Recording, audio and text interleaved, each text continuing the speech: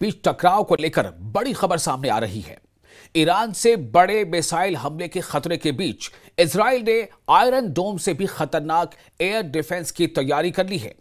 Israel के रक्षा मंत्रालय ने लेजर किरणों से मिसाइल को गिराने वाले सिस्टम आयरन बीम के लिए 4000 करोड़ रुपए की डील की है। इजराइल का कैपिटल तेल अवीव, इजराइल का दूसरा सबसे बड़ा शहर और पोर्ट सिटी हाइफा, इजराइल का तीसरा सबसे बड़ा शहर अश्केलॉन, इजराइल का सबसे बड़ा बंदरगाह अशदोद, इजराइल का सबसे खतरनाक मिलिट्री बेस नेवातिम, नेगेव के रेगिस्तान में सबसे बड़ा शहर बीरशेबा।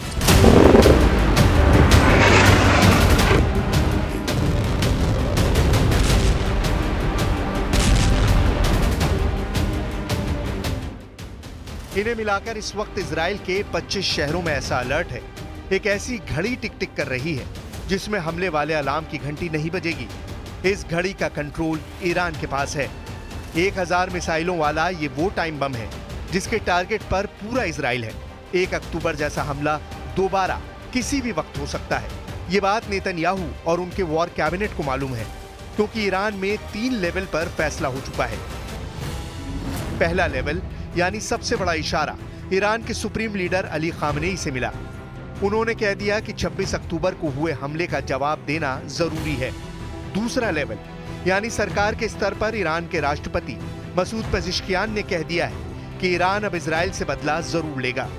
और तीसरा लेवल यानी ईरान की सेना, रेवोल्यूशनरी गार्ड्स के बड़े कमांडर हुसैन सलामी ने कह दिया है कि इजराइल को सजा जरूर मिलेगी।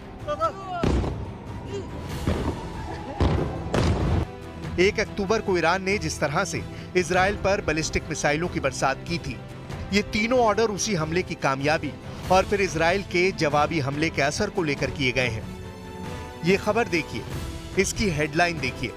ईरान में मिलिट्री के सूत्रों ने बताया है कि इजराइल पर हमले के लिए 1000 मिसाइल तैयार कर ली गई हैं। 1 अक्टूबर को ईरान ने 200 बैलिस्टिक मिसाइल फायर किए थे। इस बार अगर ईरान 1000 मिसाइल फायर करेगा तो सोचिए क्या होगा। ये बात इसराइल से ज्यादा अमेरिका को परेशान कर रही है, क्योंकि युद्ध बढ़ा तो खाड़ी में अमेरिका के अड्डे ईरान का सॉफ्ट टारगेट बन सकते हैं। बहुत साफ है कि ईरान में हर लेवल पर यह बात पक्की हो चुकी है कि अब इजराइल पर काउंटर अटैक उसकी जिम्मेदारी बन चुकी है। लेकिन क्या ये इतना आसान होगा? आखिर ईरान और इजराइल के बीच में सबसे बड़ा युद्ध होने जा रहा है। क्या ईरान पर इजराइल का हमला आज ही होने वाला है? क्या ईरान का बदला लेने वाला हथियार एक्टिव हो चुका है? इस वक्त इजराइल और अमेरिका दोनों ईरान में होने वाली हर हरकत पर नजर रख रहे हैं। उनकी टेंशन बढ़ गई है। अब अमेरिका भी परेशान है कि ईरान ने इजराइल पर तीसरी बार हमला किया तो उसके पास भी युद्ध में शामिल होने के अलावा कोई रास्ता नहीं बचेगा। मैसेज ये है कि अगर ईरान और इजराइल का युद्ध हुआ और अमेरिका इजराइल के साथ खड़ा होगा, जबकि दूसरी तरफ पुतिन पूरी तरह ईरान की ढाल बनकर खड़े होंगे, या कहें कि ईरान और इजराइल युद्ध अमेरिका बनाम रूस की जंग बन जाएगी। नेतन्याहू और उनका वॉर कैबिनेट ये बात जानता है और इस बात पर चर्चा भी कर चुका है कि ईरान बहुत ज्यादा गुस्से में है। खामेनेई अब इजराइल के एक एक हमले का बदला लेना चाहते हैं, क्योंकि 26 अक्टूबर को हुए इजराइल के हमले में ईरान के आक्रामक छवि वाला रौब तार तार हो चुका है। यही वजह है कि अब ईरान तीसरी बार इजराइल पर बहुत बड़े हमले के लिए बेकरार है। مطلب دوم مربوط به این حرکت شرورانه است که 2 شب پیش اینجا انجام دادن. خب یه غلطی کرد. خودشون هم البته بزرگنمایی میکنن. بزرگنمایی اونا غلطه.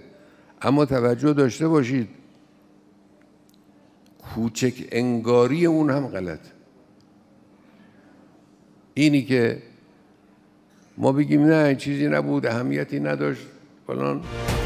तेहरान के आसमान में इजराइल की मिसाइलों को काउंटर करते हुए एयर डिफेंस सिस्टम की मारक क्षमता पूरी दुनिया ने देखी।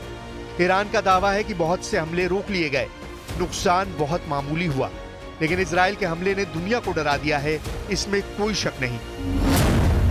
1 अक्टूबर 2024 को ईरान ने इजराइल पर 200 मिसाइल फायर की। 26 अक्टूबर 2024 को इजराइल ने ईरान पर जवाबी अटैक किया। अब सवाल है कि ईरान काउंटर अटैक अक्टूबर में ही करेगा या नवंबर तक इंतजार करेगा।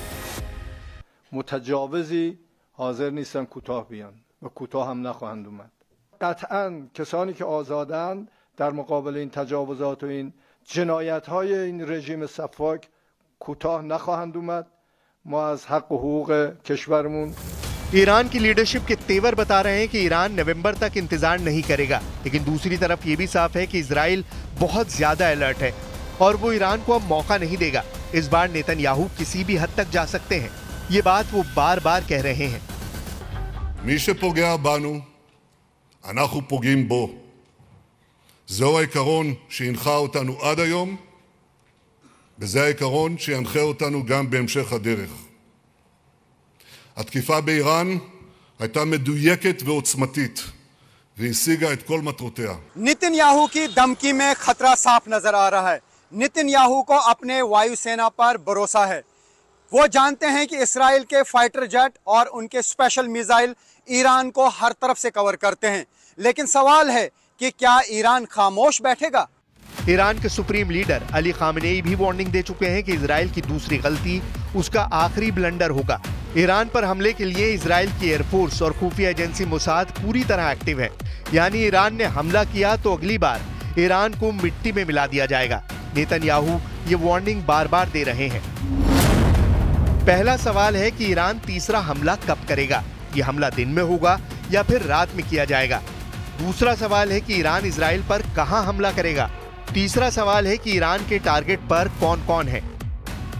इसमें कोई शक नहीं कि इजराइल की सेना इस वक्त कई फ्रंट पर लड़ रही है, उसकी एयरफोर्स पर भी दबाव बहुत ज्यादा है, लेकिन 26 अक्टूबर के अटैक के बाद इजराइल ने अपने टारगेट्स पर और ईरान के एयर डिफेंस पर और ज्यादा रिसर्च कर ली है।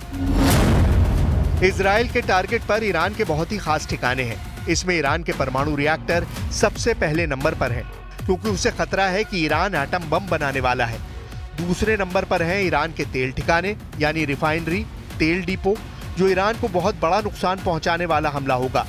तीसरे नंबर पर हैं ईरान के सीक्रेट अड्डे यानी सैन्य अड्डे, रेवोल्यूशनरी गार्ड्स के बेस, उनके एयरबेस।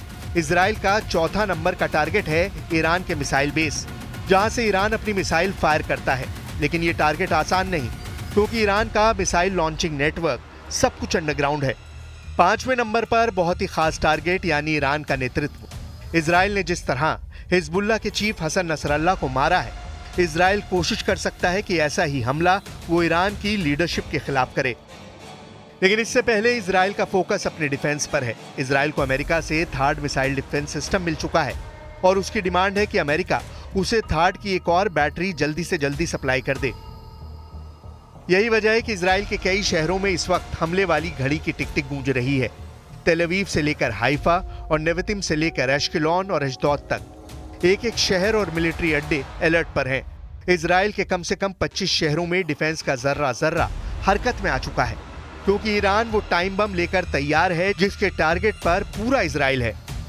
क्या ईरान इस बार भी बैलिस्टिक मिसाइल से अटैक करेगा या फिर वो ड्रोन या फिर कोई और नया हथियार या जरिया तलाशेगा, जिसके बारे में नेतन्याहू ने सोचा भी नहीं होगा।